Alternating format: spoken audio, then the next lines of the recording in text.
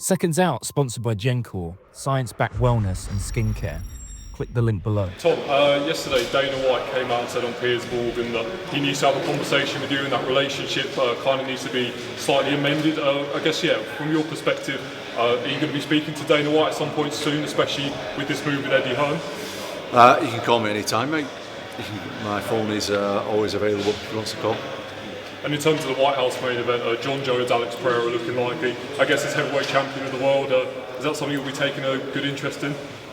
Yeah, I mean, it's an exciting fight, isn't it? I think everyone will want to see that. I think it's a good, interesting fight. We don't know if it's going to happen yet, but it does, like you say, it does look that way. So I'll be tuning in for sure.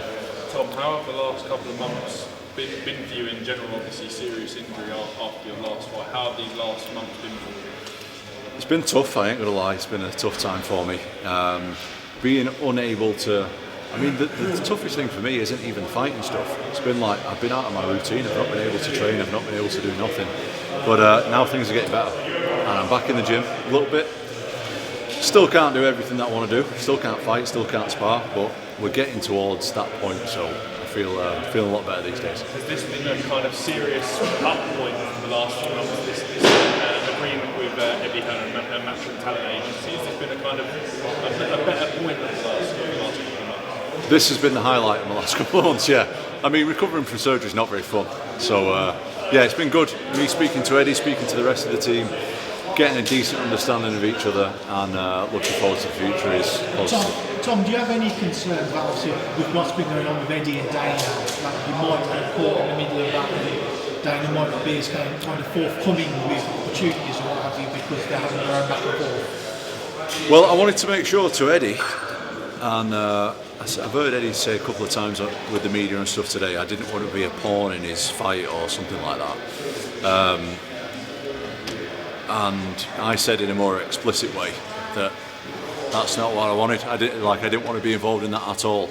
But when I sat around with Eddie and Frank and the rest of the team, my team as well, they explained to me properly what they want to do. So we were literally together for a full day, and we explained the ins and outs of everything. And I'm at a point in my career where I don't have to sign anything. I don't have to do anything that I don't want to do. And I obviously was happy because I signed a contract, and myself and Matchroom will be moving forward together. I'm very happy with it. Tom, a lot was said up there about maximising your position commercially, and I think it's fair to say that a move to boxing would be up there with one of the most commercially lucrative moves for you. I know you're under contract with the UFC as it stands, but did that come into the thinking in linking up with Matchroom in this capacity, that if a move to boxing was to materialise down the line, that you'd be better placed to do it? I'm not really thinking about boxing right now, to be honest with you. I know that, like, your guys' job is the media, and you want to make it look like that's what's happening. And I was aware when I signed with Eddie that that's what's going to happen, is the media is going to try and push me down this road of I've done this for boxing. That is not the case. I have unfinished business with the UFC, and I want to do that before I even think about boxing. And just away from yourself, what do you make of the fight between Alexander Usyk and Rico Verhoeven? I mean, I think Rico's getting wrote off. Did you come across him at Peter Fury's gym? Listen, I've been training with Rico for the last 10 years, so I'm obviously pretty Rico biased. Rico's a good friend of mine. But he's a big man. He's had a lot of fights. Fair enough, they're fighting a different sport. But he can, like, if he hits him, it could be over. Do I think that Rico's a better boxer than Usyk? Absolutely not. I'm not saying that at all. But I think that he's getting wrote off, and he's definitely got a chance of winning. Tom, do you expect to see more UFC fighters come out in support of sort of fight the pay and that whole conversation with Conor Benn and Zuffa Boxing, seemingly purses being much more inflated than in the UFC? Do you expect more guys from the UFC to come out and talk on that? I don't know, because I don't know what complaining about it's going to do. And I'm not against the guys. Like, if you feel passionate about something, you absolutely should stand up for what you believe in and say it. So if they feel like they're not getting paid enough, then absolutely say it, but they also need to do something about it. Like I said before when we was on the stage, we're all locked into a contract. We all knew what contract we were signing up for when we signed the contract, me being one of them. Do I think that I can be paid more? Absolutely. That's why I've signed with Eddie and Matchroom, because I feel like my potential of earning is way higher than what I'm getting paid for fighting, so that's why I'm with Matchroom. Tom, just a quick question from me really. Obviously you've signed with Eddie Hearn's talent agency. What can this deal with Eddie Hearn do for the next part of your career, and how much of a positive impact Eddie Hearn can be for you in the long term? Well, I won't work with anyone that I don't like. So I want to start by saying I like Eddie. Frank Smith, who's like the silent assassin around here, doesn't get enough credit in my opinion. Frank is also a top guy. I think that it's going to be good, which is why I've signed it. Like, I'm aware that this is a risky move, and I wouldn't have signed my name on the dotted line if I didn't think it was worth my while. They offered me something that I can't really refuse, and I trust them. That's the main thing. Is I trust Eddie, I trust Frank, I trust Matchroom, and hopefully they trust me and we can move forward together really well.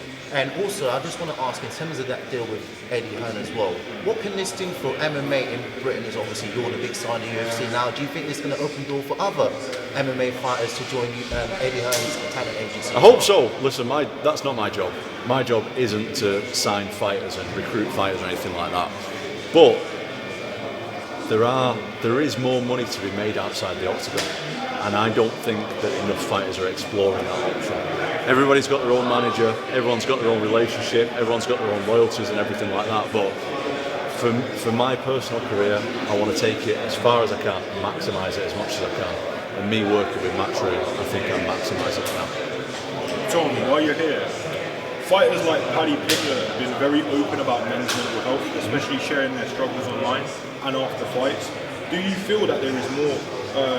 Do you feel that there is room for more open conversations like this in MMA, boxing, and just sports in general? I think so. The thing is, I can only speak for MMA. I don't know about boxing because I'm not involved with boxing. But with MMA, we have a lot of toxic fans. Anytime that you want to say something negative, everyone's just like, stop crying. And it's like, well, sometimes I'm a human being as well. Like, I can express how I feel publicly.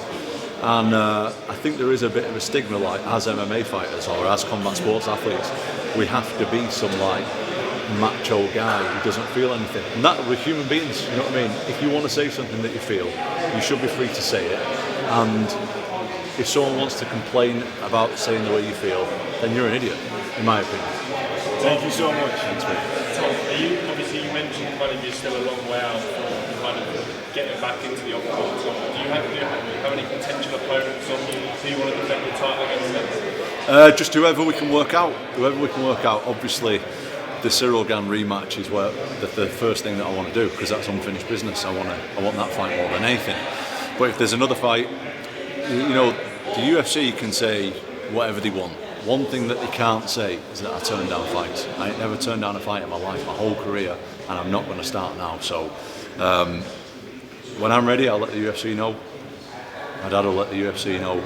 Eddie will let the UFC know now, and we'll take whoever they give us. So on that relationship with Dana, when he came out and spoke about your eye injuries at that press conference, I mean, you've been a long time UFC fan. A lot of fans in the UFC are saying that he doesn't quite have the passion he once did for the sport. Is that, as a fighter, something you pick up on, that maybe at the presses he's not quite as excited as he once used to be?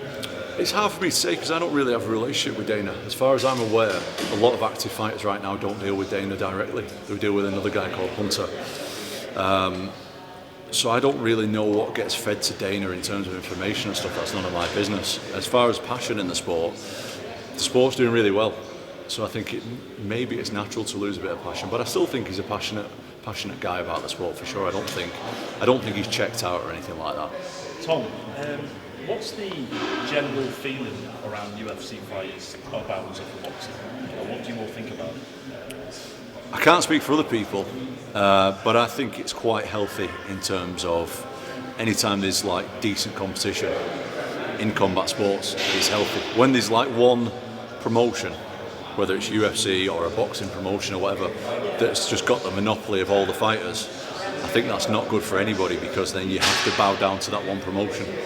So I think that it's healthy across all combat sports that, you know, Zuffa's involved and whoever else is involved. I think it's good competition.